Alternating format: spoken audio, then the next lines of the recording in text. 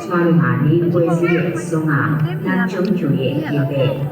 Quan Bon Kamashi, Town Chie Jango, Town and Bishike Ichibari. Smarulashi, Nia, Alema, the Miri, then Town Nasabina, the Miri, the Kudema, let Penny Gazabi, Jimai, Juji, Swing Arija, Hardbar, the bad Drimashi, Jarigo. ပတ်လန်းပုံစံမျိုးဖြစ်ပေါ်သွားစေတာဖြစ်ပါတယ်။အခုချိန်မှာတော့သက်ဆိုင်ရာချုပ်ပတ်လန်းတွေရဲ့အပေါ်နဲ့အောက်နေချအမျိုးမျိုးကနေလက်ပတ်နေကြပြီဖြစ်ပါတယ်။အာကာသထဲမှာရှောင်းပြီးတွေ့ရှိခဲ့တဲ့တည်ငယ်တဲ့အပိုင်းစာလေးတွေကြီးတဲ့အဆိုင်ကလေးတွေကကျမတို့မြေဖွဲ့စည်းဘယ်လိုဖြစ်တည်လာတဲ့ဆိုတဲ့တပိုင်းကြောင့်ပေါ်ထုတ်ရမှာအထောက်အကူဖြစ်စေပါတယ်။လွန်ခဲ့တဲ့နှစ်သန်းထောင်ပေါင်းများစွာကဂျိုဒီဘယ်လိုဖြစ်တည်လာခဲ့ကြတာလဲ။ကျမတို့ကအချိန်တွေကိုနောက်ပြန်ကြည့်လို့မရနိုင်တော့ပေမဲ့အခြားသူဖွဲ့စည်းပြီးဘယ်လိုဆက်လက်ဖြစ်ပေါ်နေကြမလဲဆိုတာတော့စူးစမ်းလေ့လာကြည့်နိုင်ပါတယ်။ဒီလိုလေ့လာမှုတွေလုပ်ဖို့အတွက်အလွန်စွမ်းအားကောင်းတဲ့ telescope ကြီးတွေလိုအပ်ပါတယ်။ဒါဆိုရင်တော့ရှီလီကိုပြန်ပြီးစီယိုတိုလိုကနေ20 ကီလိုမီတာတာကွာဝေးတဲ့စီရိုပတ်ချီအွန်တောင်ကိုတွားပြီးလေ့လာကြပါစို့။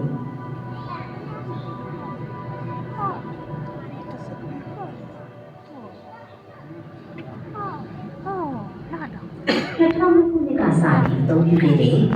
German South Observatory ကိုရောက်ရှိပါပြီ။မူလအဆောင်ကြီးရဲ့အမိုးကြီးတဲ့မှာတော့ Blanco Telescope ကြီးထက်နှစ်ဆပိုပြီးတော့ကြီးပြီးတော့အကျယ်8 မီတာခန့်ရှိတဲ့မူလလင်းပြန်နှင့်ဆက်ကြီးပေါင်းတဲ့ Telescope ကြီးကိုမြင်တွေ့နိုင်ပါတယ်။ဒီကြီးမားတဲ့လင်းပြန်နှင့်ဆက်ပါလင်းပြန်နဲ့ဆံပြင်းတဲ့အတွက်အသက်ရှင်နေတာရှင်းနေကြပါတယ်။ဒီလိုတော့အများကြီးနေပါလေ။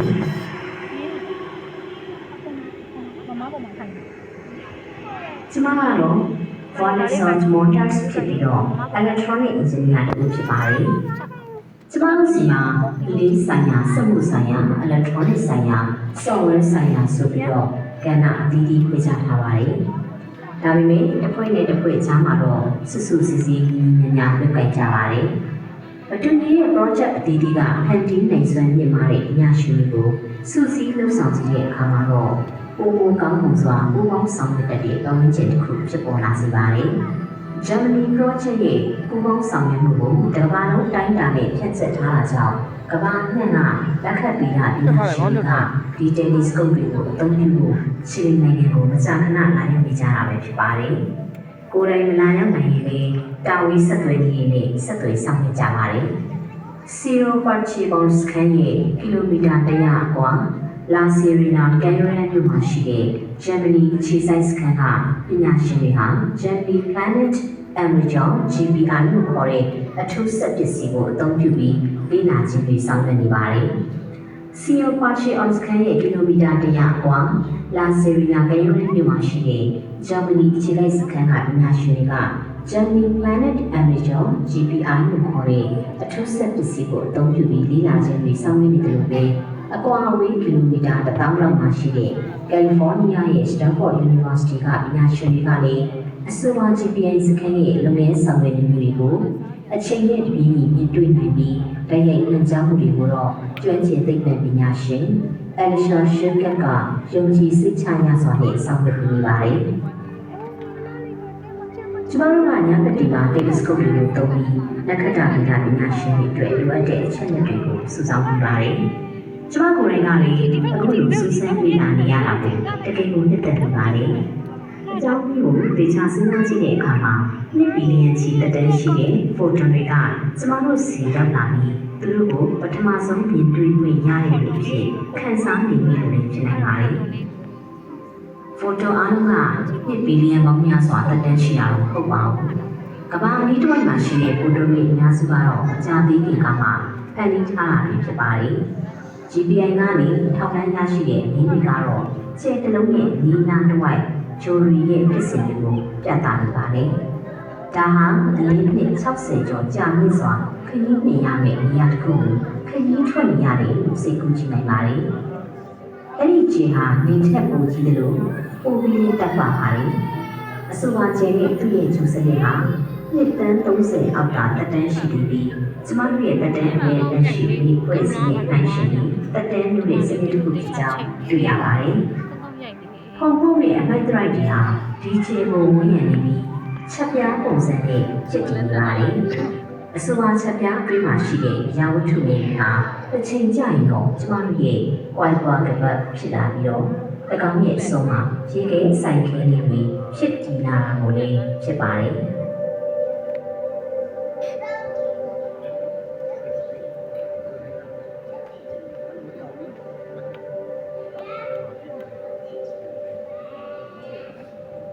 နောက်ချက်ပြီးတော့ချီလီနိုင်ငံရဲ့ရောက်ခဲ့ကမ္ဘာမှာ6တွေ့ဆုံနေရာတစ်ခုဖြစ်တဲ့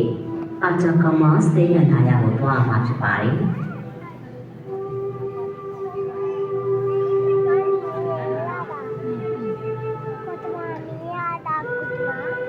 ဗီဒီယိုအန်တနာ66ခုနဲ့ဖွဲ့စည်းထားပြီးတော့ ANNA အလ်မာလို့ခေါ်တဲ့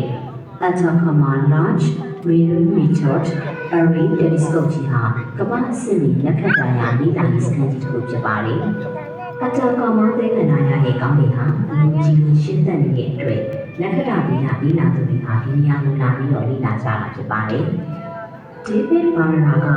San Pedro de Atacama မှာရှိတဲ့ဌာနေတိုင်းသားတွေရဲ့ခေါင်းဆောင်ဖြစ်ပါတယ်။စကြဝဠာကြီးဟာကျွန်တော်နဲ့အတူလမ်းလျှောက်နေတယ်လို့ခံစားရပါတယ်။ထို့အတူပဲစကြဝဠာကြီးဟာသင်တဲ့တာမကလူသားမျိုးနွယ်တစ်ရက်လုံးနဲ့အတူရှောက်လန်းနေပါတယ်။စကြဝဠာကြီးဟာကျွန်တော်တို့လူသားတွေရဲ့ဘဝအစိတ်အပိုင်းတစ်ခုပဲဖြစ်နေပြန်ပါတယ်။စကြဝဠာကြီးနဲ့နှိုင်းယှဉ်လိုက်ရင်ကျွန်တော်တို့လူသားတွေကဘာမှမဟုတ်ပါဘူး။ဒါကြောင့်လည်းစကြဝဠာကြီးရဲ့အလွန်သေးငယ်တဲ့အစိတ်အပိုင်းလေးတွေဖြစ်နေတာပေါ့။ကျွန်တော်တို့ဟာအတူတကွရှောက်လန်းနေရင်းနဲ့ပဲလူသားတွေရဲ့နားလည်နိုင်စွမ်းကိုအမှန်ကန်ဖြစ်စေတဲ့စနစ်တစ်ခုကိုဖော်ဆောင်နေကြတာဖြစ်ပါတယ်။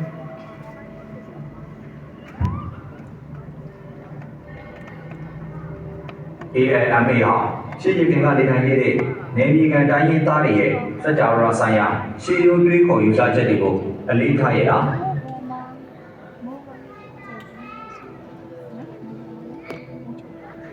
တကယ်တော့ ANMA ဟာနေပြည်တော်တိုင်းရင်းသားတွေရဲ့စကြဝဠာဆိုင်ရာယူဆချက်တွေကိုသိပ္ပံနည်းကျတွေးရှိမှုတွေနဲ့ပေါင်းစပ်ဆောင်ရွက်ထားတာဖြစ်ပါတယ်။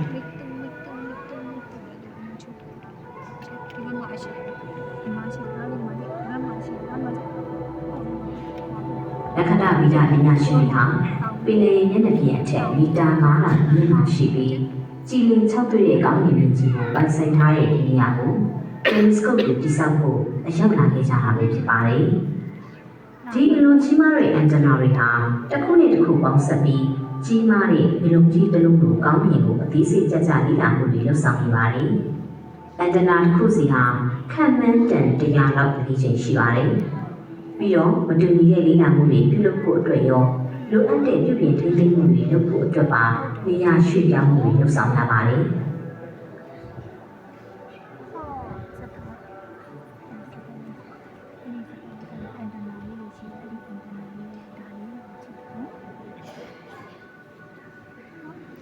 Alfredo Aguda ဟာ telescope တွေကိုသိမ်းရွှေ့ပြောင်းနိုင်ဖို့အထူးယုံကြည်စွာခန့်အပ်ခံထားရတဲ့ပုဂ္ဂိုလ်လေးဦးလေးကတအုပ်ဖြစ်ပါတယ်။ဒီတည်ယူပို့ဆောင်ရေးကြီးတွေဟာအလွန်ကြီးမားတဲ့ radio telescope ကြီးတွေကိုတနေရာမှတနေရာရွှေ့ပြောင်းတည်ဆောင်နိုင်ဖို့အတွက်အထူးဒီဇိုင်းဆွဲထားတာဖြစ်ပါတယ်။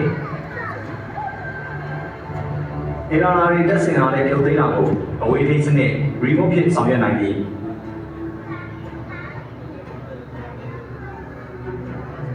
နေရာရွှေ့ပြောင်းတဲ့အခါမှာလည်းရင်မောင်းခန့်အတွင်းကနေတော့ကိစ္စအဝဝကိုဆောင်ရွက်နိုင်ပါတယ်။ဒီအင်တာနာကြီးတွေကိုအကြီးစားပြင်ဆင်မှုတွေလုပ်ဖို့အောက်ကိုချရမယ်ဆိုရင်တော့အလွန်များပြားတဲ့ညီနိုင်ဆောင်ရွက်မှုတွေလိုအပ်ပါတယ်။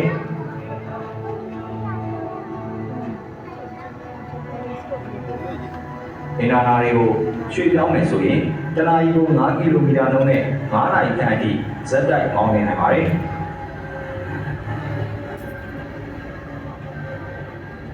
အန်တနာတွေကိုနေရာချပြီးတဲ့နောက်မှာတော့အချက်နဲ့ဒေတာအမြောက်အများကိုစုဆောင်းပြီးကိုရင်းတစ်ခုအနေနဲ့စတင်လုပ်ပါတယ်။အန်တနာတစ်ခုချင်းစီကရလာတဲ့အချက်နဲ့တွေကို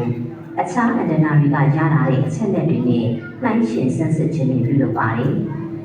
Celia Bardugo ကတော့ ချီလီနိုင်ငံနဲ့ကမ္ဘာတဝန်းလုံးကနက္ခတ္တဗေဒပညာရှင်တွေအတွက်အချက်အလက်တွေကိုစုဆောင်းဆန်းစစ်လေ့လာပေးနေတဲ့နက္ခတ္တဗေဒပညာရှင်တို့ဖြစ်ပါတယ်။ကျမတို့ကောင်းကင်ကနေစုဆောင်းရရှိလိုက်တဲ့အရင်းတွေဟာရေဒီယိုလိုင်းပုံစံနဲ့ထုတ်လွှင့်လိုက်တဲ့လိုင်းမျိုးစားမိဖြစ်ကြပါတယ်။ကျမတို့ကများသောအားဖြင့်စัจ java လာရဲ့စိတ်ပိုင်းတွေကိုလေ့လာတာမှာအနည်းဆုံးပူခြင်းနဲ့လေ့လာမှုတွေလုပ်ကြရပါတယ်။အကြောင်းရင်းကတော့ဒီလိုပူခြင်းလေးရဲ့အခြေအနေတွေမှာစัจ java လာထဲမှာရှိတဲ့အရာဝတ္ထုတွေကသူတို့ရဲ့စွမ်းရည်တွေကိုရေဒီယိုလိုင်းပုံစံနဲ့ပုံမှန်ထုတ်လွှင့်ကြရမယ်ဖြစ်ပါတယ်။ကျမတို့ဟာအစိုးရချက်ပြလိုင်း signal တွေကိုစုဆောင်းပြီးဒီအချက်လက်တွေကနေရောင်စင်လိုင်းဆိုင်ရာအချက် spectral information တွေတောင်ကကျမတို့လေ့လာနေတဲ့အရာဝတ္ထုတွေရဲ့ပုံရိပ်တွေကိုပါရရှိနိုင်တာဖြစ်ပါတယ်။ကျမတို့မှာလက်ရှိသိရှိထားတဲ့လေပဲတွေကိုကြော်လွန်ပြီးသိရှိနိုင်တဲ့စီမံကိန်းတွေအတွက်အချက်လက်ပေါင်းများစွာကိုစဉ်ဆက်မပြတ်စုဆောင်းရရှိပါတယ်။ဟုတ်ပါတယ်။ဒါတွေကတကယ်ကိုအံ့ဩဖွယ်ကောင်းတာပါလေ။ ALMA စနစ်ကတော့လက်ခတ်တာဗေဒပညာရှင်တွေရဲ့စัจ java အမြင်ကိုပြောင်းလဲစီခဲ့တာကတော့တက်တန်းတို့ရဲ့ကျူးစနစ်တွေကိုအနည်းငယ်ဉာဏ်ချင်းပဲဖြစ်ပါတယ်။ဒီနေရာမှာကျမတို့မြင်တွေ့နေရတာကဂျိုးဖွဲ့စည်းမှုကျွေးကြံနေတာကဂျိုးရဲ့ပုံသဏ္ဍာန်စတင်ဖွဲ့တည်တဲ့ drug ထုချက်ပြတစ်ခုရဲ့တကယ်ပုံရိပ်များဖြစ်ပါတယ်။အခုမြင်တွေ့နေရတာကတော့ alma ကနေရရှိထားတဲ့ PDS 70လို့အမည်သတ်မှတ်ထားတဲ့ခံမှန်းသက်တမ်းနှစ်10တန်းလောက်ရှိတဲ့ကျက်တလုံးရဲ့ပုံရိပ်ပဲဖြစ်ပါတယ်။၎င်းရဲ့အကျွမ်းကျန်ချက်များဟာကျက်တစ်စီးကိုဝန်းရံထားတဲ့ဖုံမုတ်ဝင်းကြီးတစ်ခုနဲ့ပို့တူပြီးတော့အနည်းဆုံးဂျူပီတာအရွယ်ကျိုးကြီးတစ်လုံးဖြစ်ပေါ်နိုင်စေလောက်တဲ့အထိကြီးမားတဲ့နေရာမျိုးကြီးတစ်ခုဖြစ်ပါတယ်။